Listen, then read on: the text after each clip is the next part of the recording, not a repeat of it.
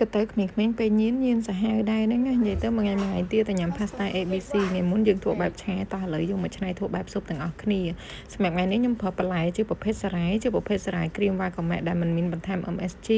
សាច់សារ៉ាយទន់មិនមានសារធាតុរក្សាទុកហើយសូន្យ cholesterol មកមានទាំងអស់គ្នាសារ៉ាយមកលើកនេះគឺល្អិតតូចអញ្ចឹងពេលដែលត្រាំរីកហើយមិនបាច់បាក់កាត់ទៀតទេហើយសារ៉ាយហ្នឹងគឺសម្បូរទៅដោយសារធាតុ E យ៉ូតយើងតែងតែឮរឿយៗថាសារធាតុ E យ៉ូតសម្បូរនៅក្នុងអំបិលប៉ុន្តែកូនតូចអាចញ៉ាំសារធាតុ E យ៉ូតពីអំបិលបានទេដោយសារតើតាមខូបឡើងទើបគាត់អាចញ៉ាំអំបិលបានដូច្នេះហើយយើងអាចសម្យោគយកសារធាតុ E យ៉ូតទាំងអស់ហ្នឹងពីសារ៉ាយពីអាហារគ្រឿងសមុទ្រមួយចំនួនជាដើមឡាដែលអត្ថប្រយោជន៍របស់សារធាតុ E យ៉ូតហ្នឹងគឺវាជួយខ្លាំងមែនទែនជាពិសេសគឺជួយការពារជំងឺក្រពេញប្រូស្តាតនិងជំងឺក្រិនពណ៌កជាដើមសាមុនគឺចង់ញ៉ាំបែបឆាឥឡូវយើងញ៉ាំបែបស៊ុបប៉ុន្តែពពួក pasta ហ្នឹងទោះចង់ធ្វើឆាក៏ដោយស៊ុបក៏ដោយក៏យើងត្រូវសោះវាឆ្អិនសិនដែរមកមានទាំងអស់គ្នាដែលនៅក្នុងហ្នឹងយើងស្រោះចន្លោះពី5ទៅ7នាទីហើយពណ៌និយាយពីពណ៌ខ្ជូតណាស់ពណ៌ខ្ជូតអស់ហ្នឹងកុំបារម្ភមិនមែនធ្វើពីលះអីមកមានទាំងអស់គ្នាគឺធ្វើចេញពីបន្លែធម្មជាតិ pasta នេះគឺជា pasta សរីរាង្គផ្នែកស៊ុបថ្ងៃនេះគឺងាយខ្ញុំយកប៉ងទា2គ្រាប់គោះវាឲ្យបែកម៉ត់សពអញ្ចឹងហើយខ្ញុំចាក់ជាមួយទឹកដាក់ទឹកដើម្បីបន្ថែមឲ្យពេល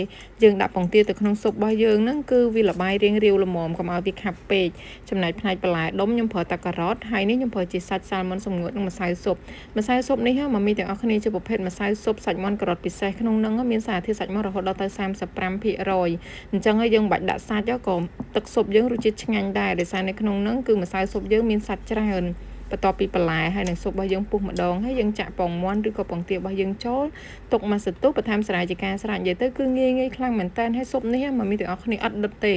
រសជាតិបែបស្រាលប៉ុន្តែអត់សាបឆឹងទេណាស្រាលហើយឆ្ងាញ់មែនតើ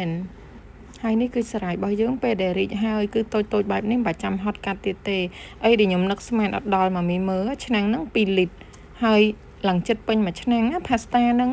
សរុបទៅវាអាច1លីត្រកន្លះអីហ្នឹងឯងកូនខ្ញុំទាំងពីរអ្នកញ៉ាំអស់លេងខ្ញុំស្មានតែនៅសល់តែអត់សល់ទេគឺញ៉ាំអស់តែម្ដងនិយាយទៅមកមានទាំងអស់គ្នាកុំភ្លេចសាកទាំងរូបរាងហើយទាំងរសជាតិគឺឆ្ងាញ់មែនតែនគឺបែបរសជាតិបែបស្រាលណាហើយខ្ញុំអត់ចោលទេជាមួយសាច់ផាត់ថ្ងៃនេះបន្ថែមជាសាច់ផាត់ត្រីទៀតហើយពួកអីសាច់ផាត់ត្រីហ្នឹងកូនគេចូលចិត្តអញ្ចឹងចំពោះម៉ឺនុយនេះមកមានទាំងអស់គ្នាអាចសាកបានគ្រឿងទេសផ្សេងដែលខ្ញុំប្រើហ្នឹងគឺបង្ហាញនៅtrongវីដេអូនេះឯង